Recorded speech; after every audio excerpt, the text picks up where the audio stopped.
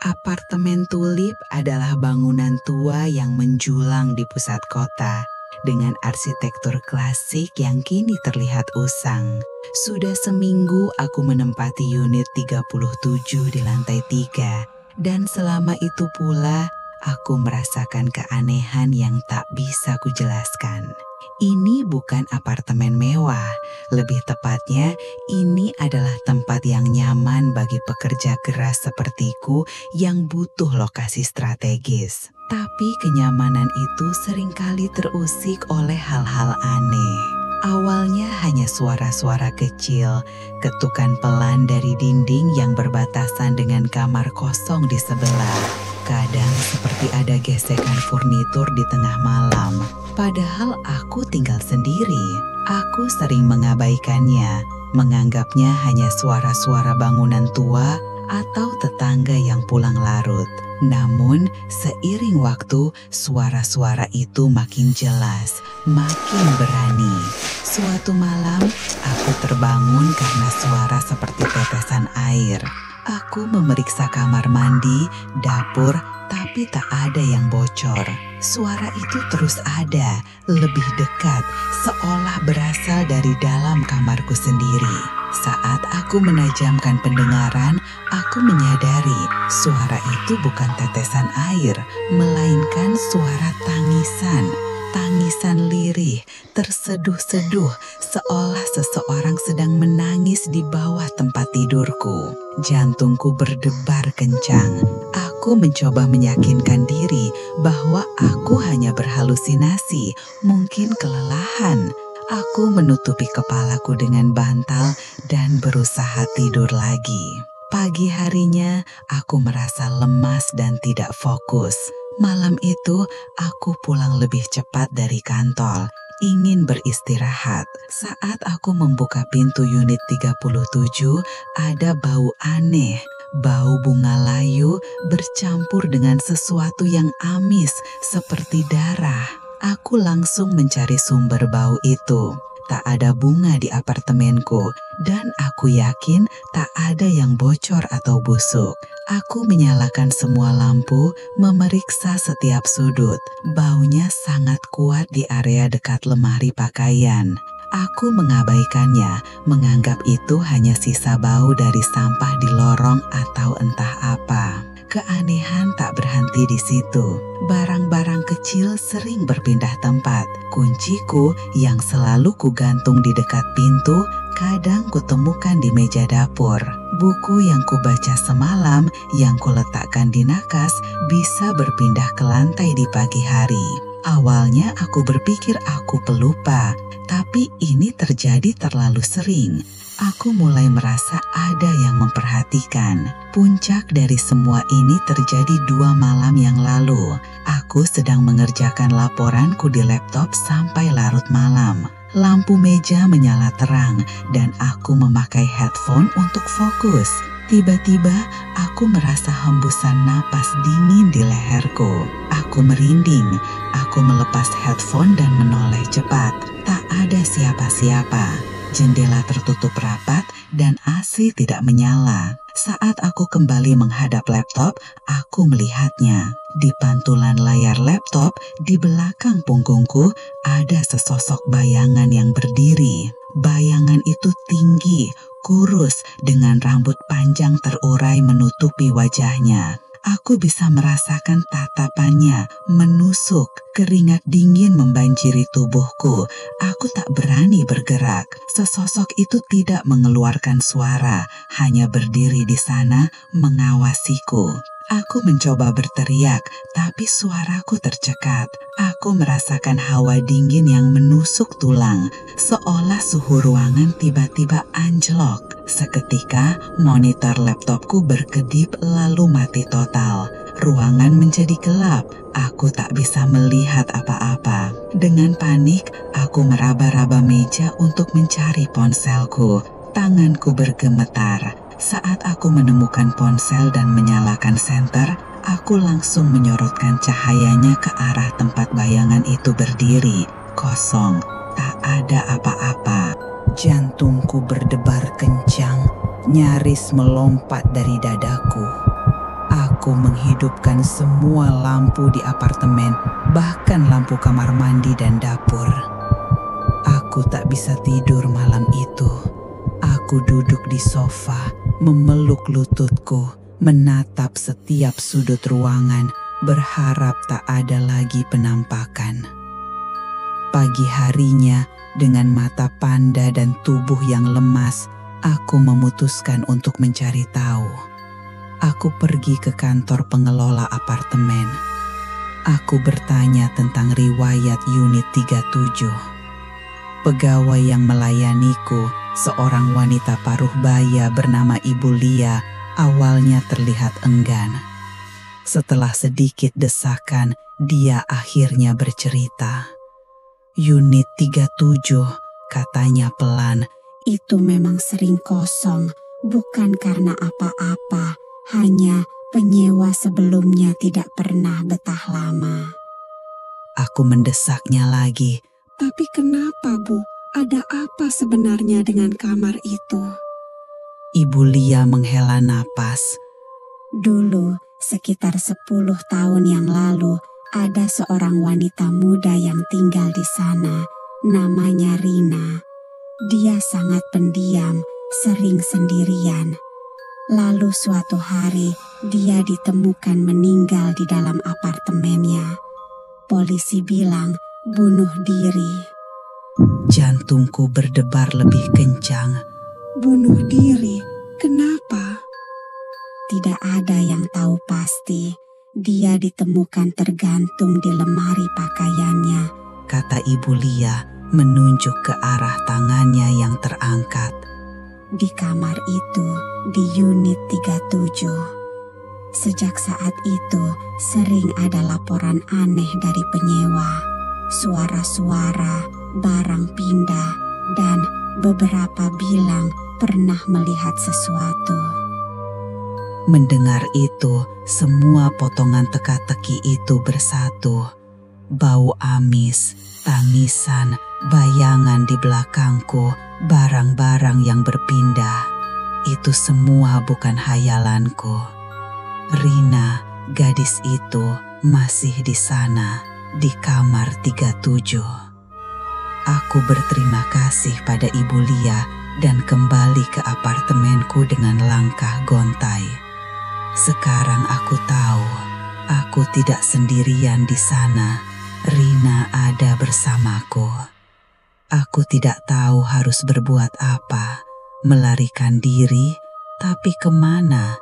Apartemen ini adalah satu-satunya tempat yang mampu kubayar. Malam itu, aku memberanikan diri. Aku menyalakan lilin, menempatkannya di tengah ruang tamu. Aku duduk bersila di depannya. Aku menarik napas dalam-dalam. Rina, kataku, suaraku bergetar. Aku tahu kamu di sini. Aku tidak tahu apa yang terjadi padamu, tapi aku tidak ingin mengganggumu. Aku hanya ingin hidup dengan tenang. Aku terdiam, menunggu. Tak ada jawaban, hanya keheningan yang mencekam. Aku merasa bodoh, mungkin aku memang berhalusinasi. Tiba-tiba, lilin di depanku berkedip-kedip kencang, seolah tertiup angin kencang, padahal tidak ada jendela yang terbuka. Lalu, api lilin itu memanjang, tinggi sekali, dan berputar-putar seperti penari. Udara di sekitarku terasa sangat dingin. Aku merasakan hembusan napas dingin lagi di leherku, lebih kuat dari sebelumnya. Dan kali ini, aku mendengar bisikan. Bisikan itu sangat pelan, nyaris tak terdengar. tapi jelas itu suara seorang wanita. Pergi. Aku terkesap, seluruh tubuhku gemetar hebat. Ini bukan imajinasiku, ini nyata. Pergi. Itu menggema di telingaku, dingin dan menusuk. Namun, di antara ketakutan yang mencekik, ada percikan rasa penasaran. Mengapa Rina ingin aku pergi? Apakah ini peringatan, ataukah dia ingin aku meninggalkan tempat ini karena dia sendiri tidak bisa? Aku mematikan lilin, menyalakan semua lampu, dan memaksakan diriku untuk berpikir jernih. Aku tidak bisa pergi. Apartemen ini satu-satunya yang mampu kubayar. Dan kini aku merasa terikat dengan Rina, dengan kisah tragisnya. Bisikan itu terasa berbeda, bukan lagi menakutkan, melainkan penuh kesedihan. Seolah Rina mencoba menyampaikan sesuatu yang lebih dari sekadar mengusirku. Malam itu aku tidak tidur. Aku terus memikirkan apa yang Ibu Lia katakan tentang bunuh diri. Ada sesuatu yang terasa janggal. Bagaimana mungkin seseorang yang pendiam dan sering sendirian tiba-tiba mengakhiri hidupnya tanpa alasan yang jelas. Aku memutuskan untuk tidak pergi, melainkan mencari tahu. Jika Rina ada di sini, mungkin dia bisa memberitahuku. 2 malam berikutnya, aku mencoba lagi. Aku menyiapkan ruangan dengan tenang, dan kali ini, alih-alih menyalakan lilin, aku hanya membiarkan 1 lampu redup menyala. Aku duduk di sofa, memejamkan mata, dan mencoba fokus pada keberadaan Rina. Rina, Bisikku pelan. aku tahu kau ada di sini. Aku tidak akan pergi sampai aku tahu apa yang sebenarnya terjadi padamu. Udara di ruangan tiba-tiba terasa tebal, berat, dan dingin. Aroma bunga layu bercampur amis itu kembali menyeruak. Kali ini lebih menyengat. Lampu redup itu berkedip-kedip, lalu mati sepenuhnya. Kegelapan menyelimuti. Namun, kegelapan itu tidak total. Samar-samar, sebuah bayangan mulai terbentuk di tengah ruangan. Bukan bayangan yang menakutkan seperti sebelumnya, melainkan siluet seorang wanita terlihat rapuh dan sedih. Aku tahu itu Rina. Perlahan, bayangan itu mulai bergerak, menampilkan serangkaian gambaran di udara seperti tayangan film bisu. Aku melihat Rina. Dia tampak ceria, sedang mendekorasi apartemennya dengan gembira. Kemudian, aku melihat dia berinteraksi dengan beberapa penghuni lain di apartemen Tulip.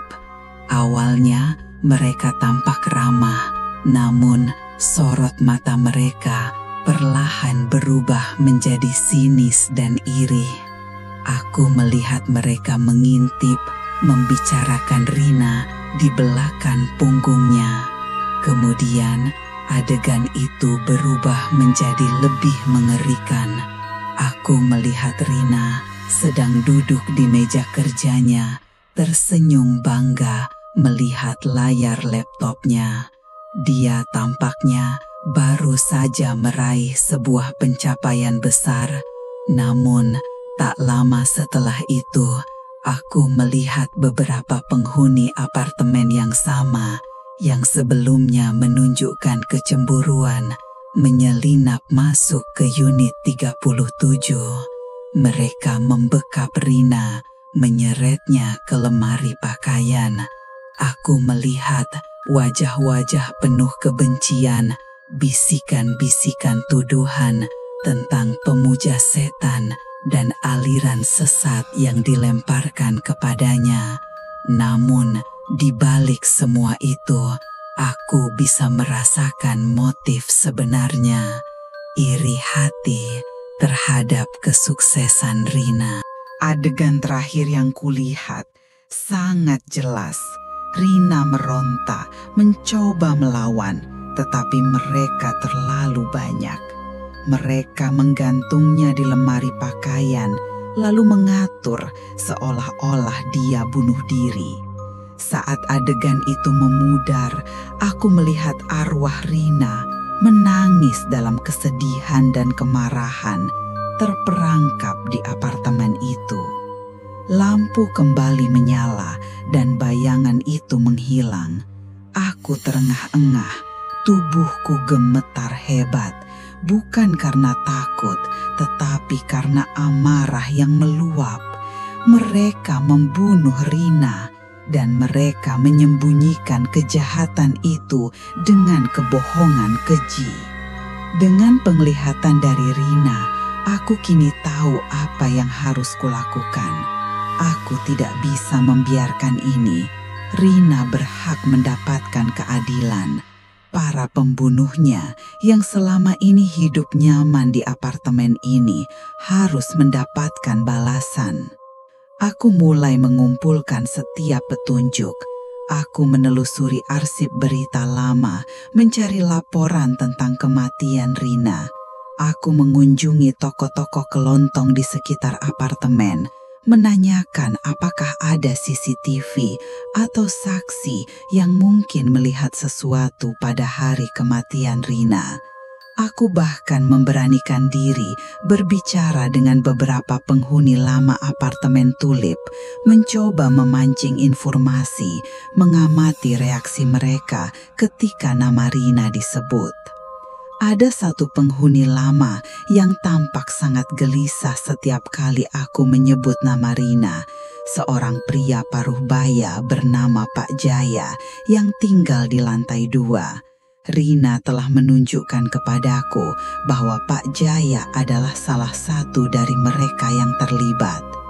Aku terus memantau Pak Jaya, mengamati gerak-geriknya, hingga suatu malam aku melihatnya secara diam-diam membuang sebuah kotak tua di tempat sampah belakang apartemen.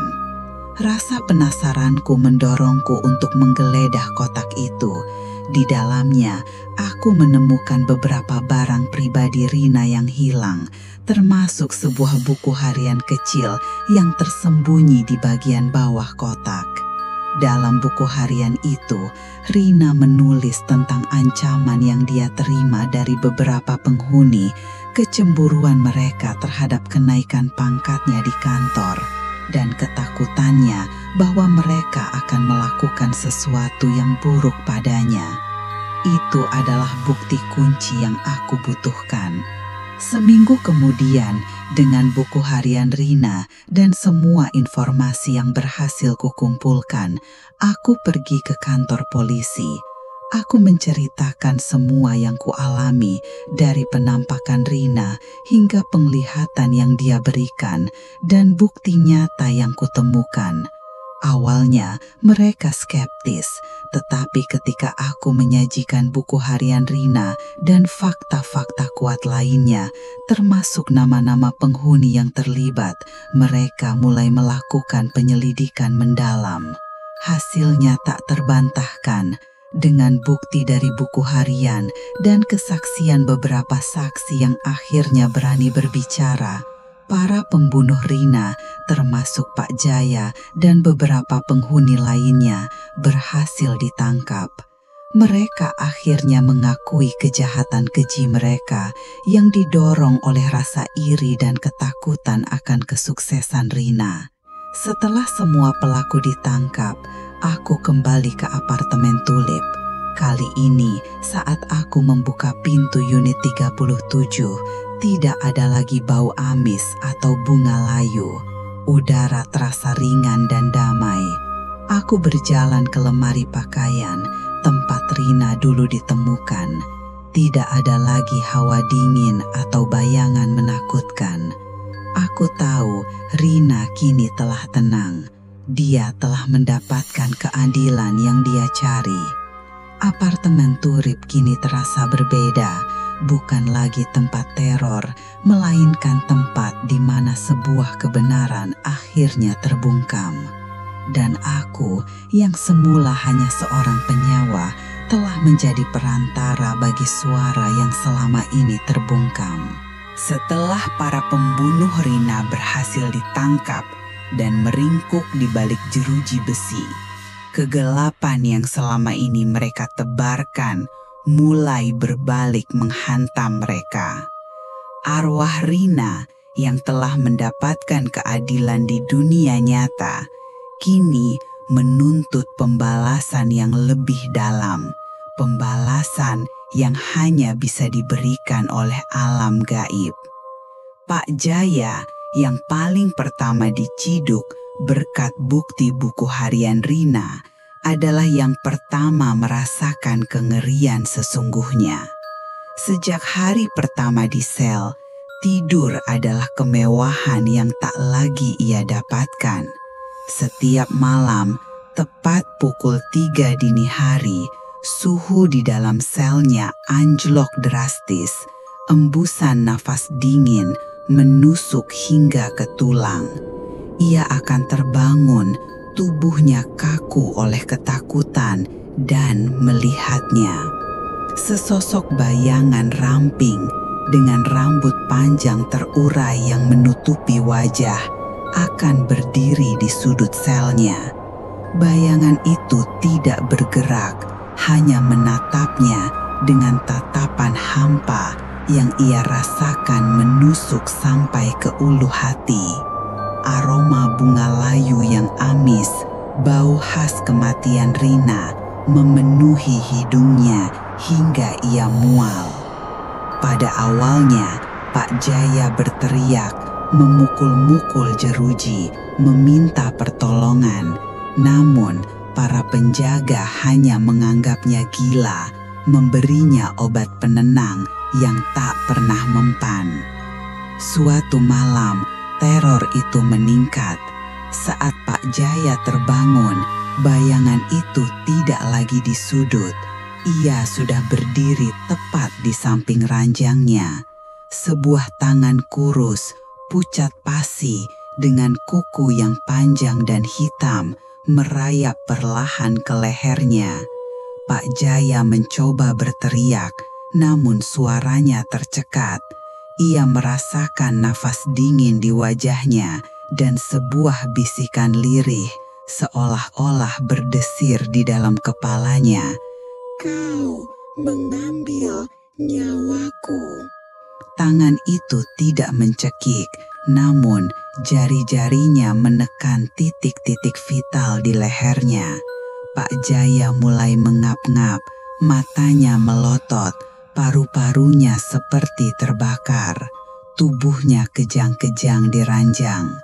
Pagi harinya, ia ditemukan tewas, wajahnya membiru dengan bekas kebiruan samar di lehernya yang tidak bisa dijelaskan oleh tim medis. Laporan resmi gagal jantung.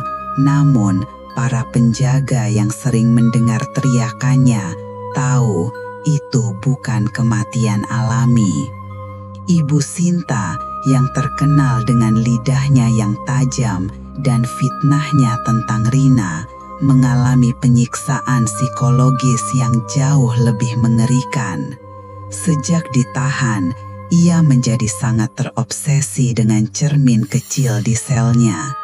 Ia akan menghabiskan berjam-jam menatap pontulannya sendiri, seolah mencari sesuatu. Suatu sore, saat ia sedang menyisir rambut di depan cermin, pantulannya berubah. Wajahnya digantikan oleh wajah Rina yang pucat, dengan mata cekung, dengan senyum sinis yang mengembang perlahan. Ibu Sinta menjerit, membuang cermin itu hingga pecah berkeping-keping. Namun, di setiap pecahan kaca yang berserakan di lantai, wajah Rina muncul. Jumlahnya semakin banyak, menatapnya dari segala arah. Bisikan dingin menggema di telinganya. Kau takkan bisa lari dari bayanganku, takkan bisa lari dari kebohonganmu. Teror cermin itu tak pernah berhenti. Setiap kali Ibu Sinta melihat pantulan, entah dari genangan air di lantai, permukaan sendok, atau bahkan bola matanya sendiri, wajah Rina muncul. Wajah itu semakin membusuk, semakin mengerikan, dengan mata yang mulai mengeluarkan cairan hitam. Ibu Sinta menjadi gila. Ia menggaruk-garuk wajahnya sendiri, mencoba menghilangkan bayangan Rina yang terus menempel.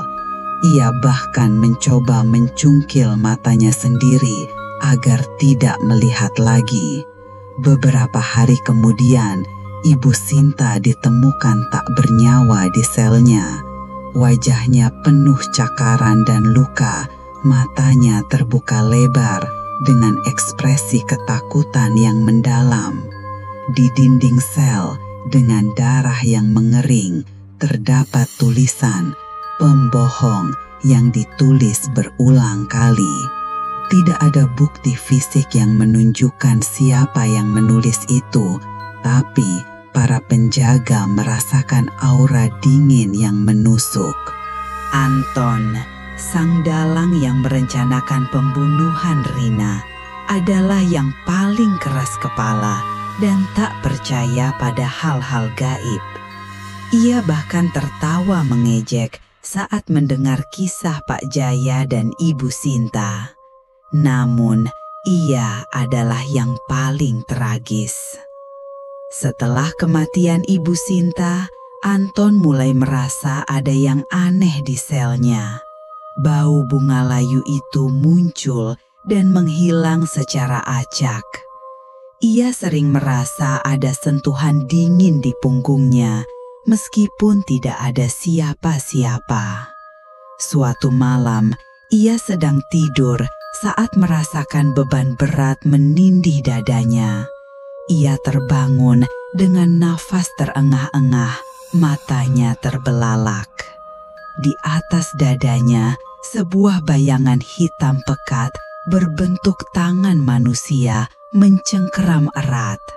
Tangan itu perlahan-lahan mulai menekan, mencekik nafas Anton. Ia meronta, memukul-mukul tangan tak terlihat itu, namun tidak ada apa-apa yang bisa disentuhnya. Rasa sakit yang luar biasa menjalar di dadanya, seolah organ-organnya sedang diremas. Di telinganya, ia mendengar tawa lirih seorang wanita. Tawa yang dulu sering ia dengar dari Rina saat ia senang, namun kini terdengar begitu mengerikan. Anton berteriak, suaranya parau dan putus asa. Ia mencoba menarik nafas, namun paru-parunya tak mau berfungsi. Tubuhnya kejang hebat. Jeritan itu menarik perhatian penjaga. Namun, saat mereka sampai di selnya, Anton sudah tak bergerak. Tubuhnya tergeletak lemas, matanya kosong menatap langit-langit. Di dadanya terdapat 5 bekas cengkeraman merah kehitaman yang begitu dalam, seolah dagingnya dicakar oleh kuku baja. Bekas cengkeraman itu terlalu sempurna untuk luka yang dibuat sendiri, dan tidak ada jejak sidik jari lain di selnya. Kematian Anton menjadi puncak teror di apartemen Tulip. Para pelaku lain yang masih hidup, yang belum tertangkap, hidup dalam ketakutan yang tak berkesudahan. Mereka tahu Rina tidak akan berhenti sebelum semua yang terlibat merasakan penderitaan yang sama dengannya. Keadilan dunia mungkin lambat, namun keadilan dari alam lain tak pernah tertunda, dan pembalasan arwah Rina begitu nyata dan mengerikan. Setiap penghuni apartemen Tulip kini tahu tempat itu menyimpan rahasia kelam, dan arwah Rina akan terus bergentayangan hingga damai seutuhnya setelah semua pertanggungjawaban terpenuhi.